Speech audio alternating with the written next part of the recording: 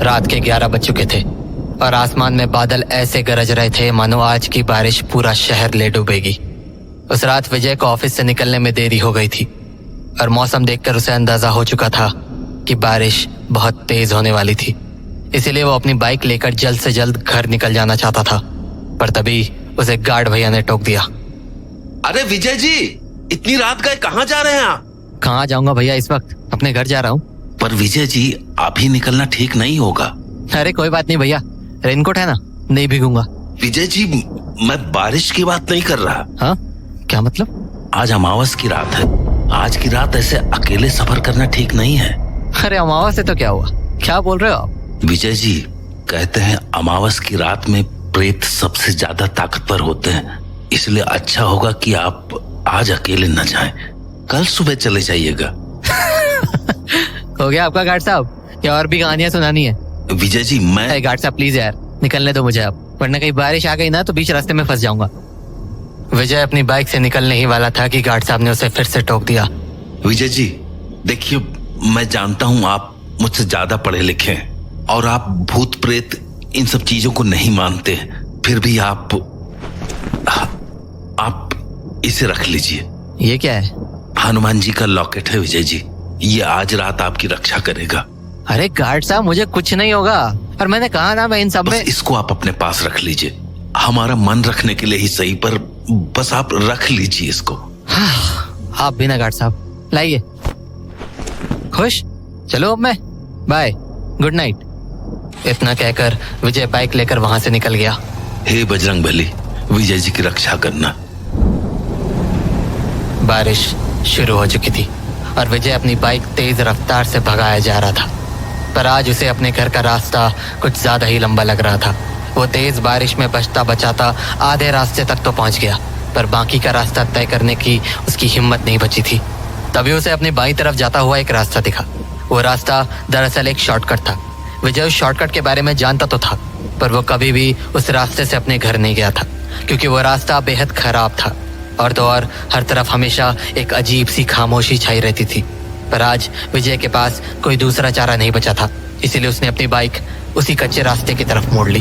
तेज बारिश के कारण आज वो रास्ता और भी खराब हो चुका था, पर विजय फिर भी धीरे धीरे उस रास्ते को पार किए जा रहा था। लेकिन कुछ ही देर बाद मौसम ने दोबारा करवट बदली। बारिश और हवाओं की रफ्तार इतनी ज्यादा तेज हो गई कि बाइक का आगे बढ़ना भी मुश्किल हो रहा था। तो विजय आसपास के घरों में बारिश से बचने की जगह ढूंढने लगा, पर उसे आसपास जो भी टूटे फूटे घर दिख रहे थे उनमें से किसी की भी छत नहीं थी, मानो एक साथ गांव के सभी घरों की छत गिर गई हो। विजय को यह बात अजीब तो लगी, पर उसने इस पर ध्यान नहीं दिया और दोबारा दूसरे घरों की ओर देखने लगा। तभी उसे अपनी दाईं ओर पर एक घर दिखा, जो देखने में तो बहुत पुराना था, पर उसके ऊपर एक छत जरूर थी। तो विजय ने अपनी बाइक वहीं खड़ी कर दी और उस घर के अंदर जाकर खड़ा हो गया। वो अपने सामने होती हुई उस तूफानी बारिश को एक टक देखने लगा। सामने का नजारा देखकर उसे समझ आ गया था कि बारिश अगले 2-3 घंटे तक रुकने नहीं वाली थी, इसीलिए वो वहां खड़ा होकर फोन चलाने लगा। पर कुछ ही देर में उसके फोन की बैटरी ने भी दम तोड़ दिया और हताश होकर विजय को फोन वापस अपनी जेब में रखना पड़ा। वो वहां खड़ा अपनी किस्मत को कोस ही रहा था कि तभी उसे अपने पीछे से एक दरवाजे के खुलने की आवाज आई। पलट कर देखा तो दरवाजे पर सफेद कुर्ता पजामा पहने एक बूढ़ा आदमी खड़ा था। उस आदमी को देखकर विजय डरने के साथ साथ चौंक भी गया था। उसे यकीन ही नहीं हो रहा था कि वहां कोई रहता भी था। तभी वो बूढ़ा आदमी बोला, बेटा अंदर आ जाओ, बारिश बहुत तेज हो रही है, भीग जाओगे। उस बूढ़े आदमी को उस टूटे फूटे मकान में देखकर विजय की धड़कनें तेज सी हो गई थी, पर फिर भी उसने अपने आप को संभाला और कहा, नहीं अंकल, मैं ठीक हूँ। विजय जवाब देकर वापस आगे की ओर मुड़ गया, पर तभी वो बूढ़ा आदमी दोबारा बोला, बेटा बारिश बहुत ज्यादा है, आ जाओ ना अंदर। नहीं अंकल, आई एम फाइन, मैं ठीक हूँ यहाँ, आप प्लीज फिक्र मत करो। एक बार कहा ना भीग जाओगे, समझ नहीं आता क्या तुम्हें? चलो आओ अंदर। अरे पर अंकल, बोला ना अंदर आओ, चलो। बेचारा विजय समझ ही नहीं पा रहा था कि वो बूढ़ा आदमी उसे इस तरह से क्यों डांट रहा था। पर फिर जब उसने बारिश को देखा तो सोचा, बारिश के रुकने में वैसे भी बहुत वक्त है, तो क्यों ना अंदर जाकर ही आराम से बैठा जाए। तो उसने मुस्कुराकर बोला, ठीक है अंकल, मैं चलता हूँ अंदर। तो विजय उस आदमी के पीछे पीछे अंदर के कमरे में चला गया, पर वो बूढ़ा आदमी अब भी गुस्से में था। वो पलटकर विजय को दोबारा से डांटने लगा, तुम्हें पता है मैं कब से तुम्हारा इंतजार कर रहा था? हाँ क्या? यहाँ तुम्हारी बच्ची कब से पापा पापा कर रही है और तुम्हें होश ही नहीं है? हाँ ये कोई टाइम है घर आने का? अंकल, आप ये क्या बोल रहे हो? और शायद आपको कोई गलतफहमी हुई है। मैं वो नहीं हूँ जो आप सोच रहे हो। और अंकल, वैसे भी मैं बाहर ही ठीक था, सो प्लीज मुझे बाहर ही खड़े रहने दीजिए। बारिश खत्म होते ही मैं चला जाऊंगा। अरे बेटा, गुस्सा मत करो। मैंने तुम्हें अंदर इसलिए थोड़ी बुलाया था कि तुम बाहर चले जाओ। अच्छा, पीछे देखो, देखो तुम्हारे पीछे कौन है। जैसे ही विजय पलटा, उसे अपने सामने एक छोटी सी बच्ची दिखी जिसके हाथों में एक गुड़िया थी और वो विजय को एक टक देखे जा रही थी। इससे पहले विजय कुछ बोलता, उसने कहा, पापा आप इतने देर से क्यों आई? जाओ, मैं आपसे बात नहीं करूंगी। उस बच्ची के मुंह से पापा सुनकर तो विजय का दिमाग घूम गया था। उसे समझ ही नहीं आ रहा था कि ये सब हो क्या रहा था। वो ये सब सोच ही रहा था कि वो बूढ़ा आदमी विजय के बेहद करीब आकर बोला, अपनी बेटे की बात का जवाब तो दे दो, क्या हुआ है तुम्हें? उस बूढ़े आदमी की बात सुनते ही विजय झुंझला कर बोला, अरे क्या बेटी बेटी लगा रखा है आपने? मैंने अपनी पूरी जिंदगी में ना तो आपको कभी देखा है ना इस बच्ची को। प्लीज ये फालतू बातें मेरे साथ मत कीजिए और मुझे जाने दीजिए। विजय ने इतना कहा ही था कि कमरे का दरवाजा जोर से बंद हो गया। और तो और वो बच्ची भी अब वहां नहीं खड़ी थी। पर इससे पहले विजय कुछ सोच पाता, उसे उस बूढ़े आदमी की आवाज दोबारा से आई और इस बार आवाज बहुत ज्यादा भयानक थी। तुमने ये अच्छा नहीं किया, बिल्कुल अच्छा नहीं किया, बिल्कुल।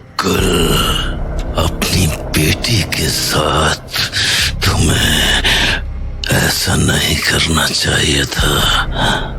डर के मारे जब विजय उस बूढ़े आदमी की तरफ मुड़ा तो सामने का नजारा देखकर उसके होश उड़ गए। वो बूढ़ा आदमी तो उसके सामने ही खड़ा था, पर वो बच्ची उसके ठीक पीछे छत की कड़ी से किसी लाश की तरह झूल रही थी। विजय ये देखते ही समझ गया कि उसका सामना किसी ऐसी चीज से हो चुका था जो इंसानी दुनिया के तो बिल्कुल भी नहीं थे। विजय पलटा और दरवाजा खोलकर बाहर भागने की नाकाम कोशिशें करने लगा, पर दरवाजा खुलने का नाम ही नहीं ले रहा था। तभी उसे उसी बच्ची की आवाज सुनाई पड़ी, पापा पापा। डरते हुए जब विजय पीछे मुड़ा तो उसकी बची खुची हिम्मत भी हवा हो गई। वो बूढ़ा आदमी अब वहां से गायब हो चुका था और उस रस्सी से लटकती बच्ची ने अपनी आंखें खोल रखी थी और वो एक टक विजय को मुस्कुराते हुए देखी जा रही थी। पापा, अब मैं आपको कहीं नहीं जाने दूंगी। अब आप हमेशा यही रहोगी मेरे पास।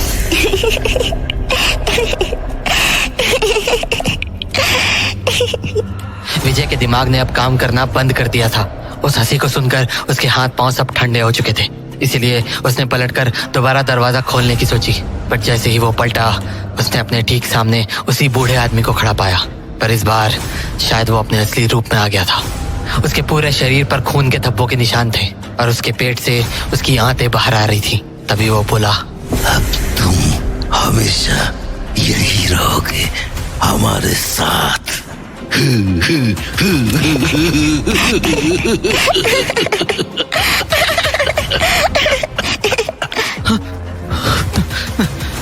नहीं नहीं। विजय की आंखें अब भारी होने लगी थी। वह समझ चुका था कि अब उसका बचना नामुमकिन था। पर जैसे ही उसके सामने खड़े बूढ़े आदमी ने अपने हाथ से विजय को पकड़ना चाहा, एक तेज बिजली की आवाज हुई और विजय की आंखों के सामने अंधेरा छा गया। विजय की जब आंख खुली तो उसने देखा कि वो जमीन पर गिरा हुआ था और बारिश बंद होने के साथ साथ सुबह भी हो चुकी थी। उसे समझ नहीं आया कि भला वो घर कहाँ गायब हो गया जिसके अंदर उसने उस बूढ़े आदमी और छोटी बच्ची को देखा था। और तो और उसे ठीक से याद भी नहीं था कि कल रात उसके साथ आखिर हुआ क्या था। तभी उसे अपने पास जमीन पर गिरा हुआ हनुमान जी का लॉकेट दिखा, वही लॉकेट जो उसे गार्ड भैया ने दिया था।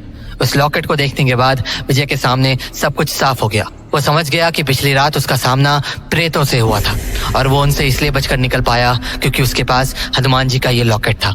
उसने उस लॉकेट को माथे से लगाया और अपनी जेब में रखकर वहां से निकल गया।